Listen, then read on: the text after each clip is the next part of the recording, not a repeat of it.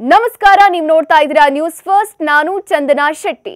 Recent ಆಗಿ ಒಂದು ವಿಚಾರ ಮುನ್ನೆಲೆಗೆ ಬಂದಿತ್ತು. ಬೆಂಗಳೂರಲ್ಲಿ ಎರಡನೇ ಏರ್ಪೋರ್ಟ್ ಮಾಡಬೇಕು ಅನ್ನೋ ಚರ್ಚೆ. ಆದ್ರೆ ಆ ಬಗ್ಗೆ ಯಾವುದೇ ಅಪ್ಡೇಟ್ಸ್ ಬಂದಿಲ್ವಲ್ಲ ಅಂತ ಕಾಯ್ತಿದ್ರಾ? ಹಾಗಾದ್ರೆ ಈ ಡೀಟೇಲ್ಸ್ಗಾಗಿ ಈ ರಿಪೋರ್ಟ್ ನೋಡಿ. ಬೆಂಗಳೂರಿನ ಕೆಂಪೇಗೌಡ ಅಂತಾರಾಷ್ಟ್ರೀಯ ವಿಮಾನ ನಿಲ್ದಾಣದ ಮೇಲಿನ ಒತ್ತಡವನ್ನ ತಗ್ಗಿಸೋಕೆ 2033ರ ಒಳಗೆ ಬೆಂಗಳೂರಲ್ಲಿ ಮತ್ತೊಂದು ಏರ್ಪೋರ್ಟ್ ನಿರ್ಮಿಸಬೇಕು ಅನ್ನೋದು ಸರ್ಕಾರದ ಮಹತ್ವಾಕಾಂಕ್ಷೆ. ಇದಕ್ಕಾಗಿ ಭಾರತೀಯ ವಿಮಾನ ನಿಲ್ದಾಣ ಪ್ರಾಧಿಕಾರ ಕಳೆದ ಏಪ್ರಿಲ್ ತಿಂಗಳಲ್ಲೇ ಸರ್ಕಾರ ಸೂಚಿಸಿದ್ದ 3 ಸ್ಥಳಗಳಿಗೆ ಭೇಟಿ ನೀಡಿ ಸ್ಥಳ ಪರಿಶೀಲನೆ ನಡೆಸಿತ್ತು. ಈ ಪ್ರಾಧಿಕಾರ ತನ್ನ ವರದಿಯನ್ನ ನವೆಂಬರ್ನಲ್ಲಿ ಹಂಚಿಕೊಂಡಿದೆ. ಭಾರತೀಯ ವಿಮಾನ ನಿಲ್ದಾಣ ಪ್ರಾಧಿಕಾರ 3 ಸ್ಥಳಗಳ ಪೈಕಿ ಯಾವುದೇ ಸ್ಥಳವನ್ನು ಎರಡನೇ ಏರ್ಪೋರ್ಟ್ ನಿರ್ಮಾಣಕ್ಕೆ ಸೂಕ್ತ ಸ್ಥಳ ಅಂತ ಆಯ್ಕೆ ಮಾಡಿ ಒಪ್ಪಿಗೆ ಕೊಟ್ಟಿಲ್ಲ.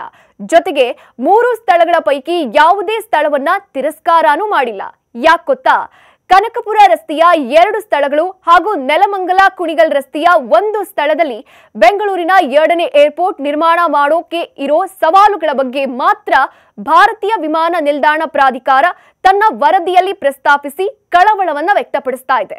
3 ಸ್ಥಳಗಳಲ್ಲೂ ಕೂಡ HAL ವಾಯು ಪ್ರದೇಶ ಹಾಗೂ ಬೆಟ್ಟ ಗುಡ್ಡಗಾಡು ಪ್ರದೇಶದ ಸವಾಲಿದೆ ಅಂತ AAI ತನ್ನ ವರದಿಯಲ್ಲಿ ಹೇಳಿದೆ.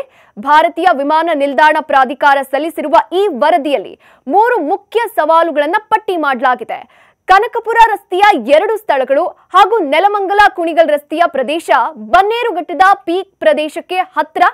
3 ಸ್ಥಳಗಳು ಕೂಡ HAL ವಾಯು ಪ್ರದೇಶದ ವ್ಯಾಪ್ತಿಯಲ್ಲೇ ಬರುತ್ತೆ. 3 ಸ್ಥಳಗಳು ಕೂಡ ಬೆಟ್ಟ ಗುಡ್ಡ ಕಲ್ಲು ಬಂಡೆಗಳಿಂದ ಕೂಡಿರುವ ಪ್ರದೇಶಗಳಾಗಿವೆ. ಇವುಗಳು ಎರಡನೇ ಏರ್ಪೋರ್ಟ್ ನಿರ್ಮಾಣಕ್ಕೆ ಇರೋ ಸವಾಲುಗಳು ಅಂತ AAI ತಿಳಿಸ್ತಾ ಇದೆ.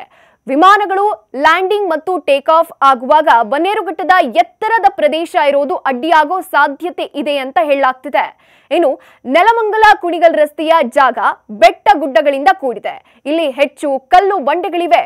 ಈ ಕಲ್ಲು ಬಂಡೆಗಳನ್ನ ಹೊಡೆದು ನೆಲವನ್ನ ಸಮತಟ್ಟು ಮಾಡಬಹುದು. ಆದ್ರೆ ಇದರಿಂದ ಏರ್ಪೋರ್ಟ್ ನಿರ್ಮಾಣದ ವೆಚ್ಚ ಹೆಚ್ಚಾಗುತ್ತೆ. ಬಹುಮುಖ್ಯ ಪ್ರಶ್ನೆ ಏನ್ ಗೊತ್ತಾ? ಏರ್ಪೋರ್ಟ್ ನಿರ್ಮಾಣಕ್ಕೆ ವೆಚ್ಚ ಎಷ್ಟು ಆಗ್ಬಹುದು? ಖಾಸಗಿ ಬಂಡವಾಳನ ಅಥವಾ ಸರ್ಕಾರ ಖಾಸಗಿ ಬಂಡವಾಳನ? ಈ ಬಗ್ಗೆ ನೋಡೋಣ.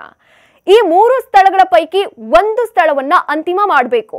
ಆ ಸ್ಥಳದಲ್ಲಿ ಸುಮಾರು 6 ರಿಂದ 7 ಸಾವಿರ ಕೋಟಿ ರೂಪಾಯಿ ಬಂಡವಾಳ ಹೂಡೋಕೆ ಯಾವುದಾದ್ರೂ ಖಾಸಗಿ ಕಂಪನಿ ಮುಂದೆ ಬರಬೇಕು. ಆಗ ಮಾತ್ರ ಎರಡನೇ ಏರ್ಪೋರ್ಟ್ ನಿರ್ಮಿಸೋಕೆ ಸಾಧ್ಯ.